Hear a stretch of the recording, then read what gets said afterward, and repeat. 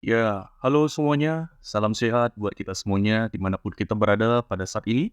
Pastikan tetap semangat di dalam menjalankan aktivitas. Ya, bersama dengan saya Mas Terjo di JPA Official TV.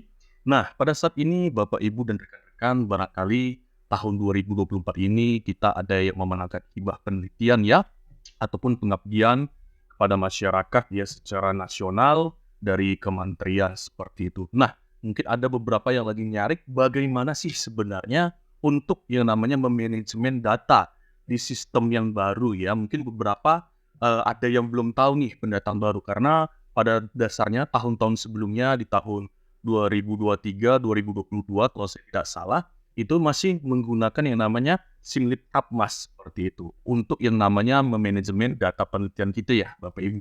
Hanya saja di tahun saat ini di 2024 kita sudah menggunakan yaitu aplikasi Bima ya, seperti yang nampak di layar seperti ini. Nah, ini adalah tampilan awalnya kita bisa akses di browser kita ya. Nah, di sini namanya bima.kemdikbud.go.id. Jadi ketika kita refresh tampilan awalnya seperti ini ya Bapak Ibu ya. Nah, di sini ada opening, ada pengumuman ya. Jadi pengumuman setelah pengumuman ataupun misalnya untuk daftar atau join di sini ada biasa ya. Nah, tapi sebenarnya di sini pun ada juga di pengumuman kita bisa lihat, kemudian di berita kita juga bisa lihat seperti itu Bapak Ibu, ya. Jadi, secara berkala sih kita bisa tahu ya ada informasi apa aja. Nah, jadi pada dasarnya mungkin Anda bertanya, Bima itu apa ya? Jadi Bima itu sebenarnya panjangannya kalau kita baca di sini adalah basis informasi penelitian dan pengabdian kepada masyarakat ya, Bapak Ibu ya. Nah, jadi memang pastikan kita sudah memiliki akun ya Bapak Ibu ya. Nah, jadi supaya kita nanti bisa login ya username dan password-nya ya. Jadi nanti kita tinggal login aja dari sini. Nah, nanti kita bisa masuk dari sini ya Bapak Ibu ya. Nah, username kita kemudian password-nya. Ya pada dasarnya ini nanti akan saling koordinasi ya dengan kepala LPPM di kampus kita masing-masing. Barangkali ada yang belum dapat atau yang baru bisa diskusilah supaya dapat akun kita ini seperti itu ya Bapak Ibu ya. Nah, jadi, buat Bapak Ibu, jadi nanti kita setelah login ya, ada username, ada password, kita login saja, ya Bapak Ibu ya. Nah, jadi pada saat ini saya akan menjelaskan mungkin bagaimana, kita nanti membuat yang namanya catatan harian penelitian kita, bagi Bapak Ibu yang, lulus penelitiannya di tahun 2024 ini ataupun di pengabdiannya seperti itu ya, pada dasarnya sih hampir sama ya Bapak Ibu ya. Nah, jadi ini halaman dashboard awal kita ya Bapak Ibu ya, nampak di sini. Ya, jadi di sini ada penelitian, pengabdian, bangsa dan seterusnya ya. Jadi mungkin Bapak Ibu yang kemarin menang di penelitian, nah di sini ada beberapa catatan ya. Ini seperti usulan baru, kemudian minat katalis, perbaikan usulan. Nah, ini perbaikan usulan pada dasarnya sudah lewat ya untuk yang penelitian ya di 2024 ya. Jadi mungkin kemarin yang lulus tapi ada catatan gitu dari reviewer biasanya ya. Mungkin bagian substansinya, nah itu kita upload di perbaikan usulan ini seperti itu dengan deadline tertentu. Kemudian ada laporan kemajuan, ada laporan akhir, catatan harian dan BIMTE. Nah, jadi pada dasarnya yang udah bisa kita kerja sekarang. Nah, setelah yang namanya perbaikan usulan itu ada yang namanya catatan harian ya, Bapak Ibu semua ya. Nah, jadi kita bisa lihat di catatan harian kita ini. Nah, ini kebetulan punya saya yang untuk di tahun 2024 akan saya contohkan. Jadi Bapak Ibu sebenarnya pada dasarnya kalau kita lihat tampilannya agak sedikit berbeda ya dengan sistem yang sebelumnya yang Simlip Kapmas seperti itu. Kalau tampilan Bima dia seperti ini dia Bapak Ibu. Ya, nah jadi kalau sudah seperti ini langkah selanjutnya ini pastikan kita di tahun 2024 ya Bapak Ibu ya. Karena penelitian kita ini kan berjalan di tahun 2024. Kemudian di sini kita bisa masuk ke aksi yang ada gambar seperti ini ya. Nah, ada gambar pena seperti ini, kita klik ya Bapak Ibu ya. Nah, jadi di sini kan memang masih kosong karena kan kita belum ada aktivitas. Nah, inilah gunanya catatan harian ini. Jadi nanti Bapak Ibu pada dasarnya sedikit informasi buat kita semuanya. Untuk mengisi catatan harian ini, kita harus memang beracuan atau berpatokan terhadap yang namanya timeline penelitian kita kemarin. Yang di draft pengajuan proposal penelitian kita kemarin. Seperti itu Bapak Ibu. Ya, mungkin ada yang dari Januari 2024 sudah mempersiapkan kerangka. Februari, Maret tinggal dipilih aja di sini nanti Bapak Ibu. Karena kan lebih kurang kan Desember kita udah selesai seperti itu ya Bapak Ibu ya. Termasuk nanti mungkin luarannya ya, publikasinya, jurnalnya dan sebagainya. Nah, mungkin saya contohkan ya Bapak Ibu ya. Mungkin di sini kita buatlah mungkin di timeline kita itu ada di Januari mungkin ya. Fase di Januari kan biasanya kan kita ada perencanaan persiapan nah seperti itu ya. katakanlah mengumpulkan data, barangkali kita ada mitra seperti itu ya Bapak Ibu ya. Jadi setelah kita pilih bulannya, di Januari, di sini nggak ada tahunnya Bapak Ibu ya. Kalau di Simtak Mas kan ini tetap ada bulan, ada tahun. Di sini hanya tahun saja, tetapi ini memang yang di tahun 2024. Agar Bapak Ibu nanti tidak bingung seperti itu. Nah, kita langsung tambah aja, udah pilih bulan. Nah, kita langsung ditambah di sini Bapak Ibu. Nah, di sini Bapak Ibu kita bisa nanti meletakkan tanggalnya seperti itu, kapan kemarin ya. Nah, harusnya ini memang sah gitu ya dan cocok memang gitu ya. Kalau memang kemarin ngambil Januari tanggal berapa ya harus sesuai padan dengan data tersebut gitu ya. Misalnya ada observasi ke lapangan, wawancara dan sebagainya seperti itu. Misalnya saya contohkan misalnya kita nih di bulan Januari ya. Januari mungkin katakanlah tanggal 11 mungkin Januari kita sudah membuat ancang-ancang untuk penelitian kita ini ya sah-sah saja seperti itu. Misalnya uraian kegiatannya. Nah, mungkin kita mengambil data ya, uraian kegiatan ini singkat padat jelas aja Bapak Ibu ya, tidak perlu terlalu panjang-panjang seperti itu ya. Misalnya mengambil gitu ya, mengambil data ke lapangan.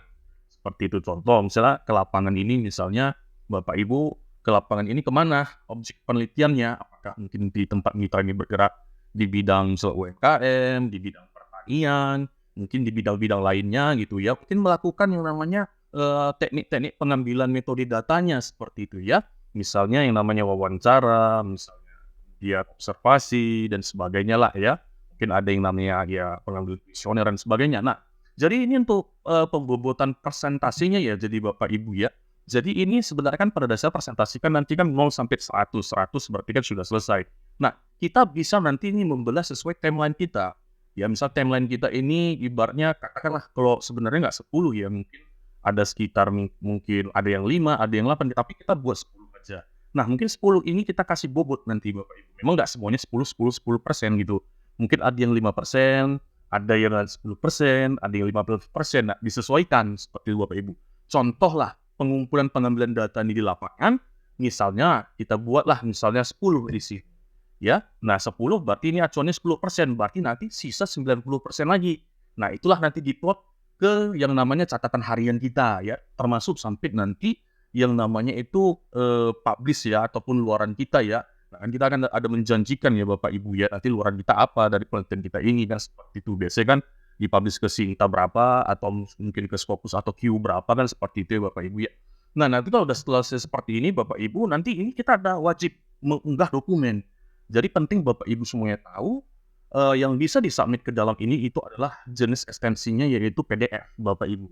Jadi nggak bisa yang lain. Nah, dan juga ya kalau bisa filenya juga jangan terlalu besar ya. Kalau bisa ya di bawah 2 MB seperti itu. Kalau terlalu besar dan kompres aja. Tapi jangan takut Bapak Ibu, nanti di sini ada yang namanya warning kok. Jadi nggak usah takut. Nah, misalnya ini ada data pendamping, kita pilih. Nah, misalnya saya buat di sini Bapak Ibu untuk data penelitiannya. Nah, misalnya di sini ada data observasi lapangan. Jadi di dalam ini mungkin sudah ada saya buat yang namanya bukti kunjungan, nampak misalnya ada perkebun kelapa sawit, karena penelitian saya berhubungan dengan pengolahan citra kelapa sawit, seperti itu. Nah, itu kita satukan aja Bapak Ibu. Mungkin dalam satu file ini ada 3-4 halaman, gak ada masalah. Kita open. Kita pilih dulu, kemudian kita open seperti ini Bapak Ibu. Nanti dia masuk seperti ini. Nah, misalnya Bapak Ibu, misalnya di dalam satu kegiatan ini, ada lebih dari satu file ya bisa aja ditambah lagi Bapak Ibu.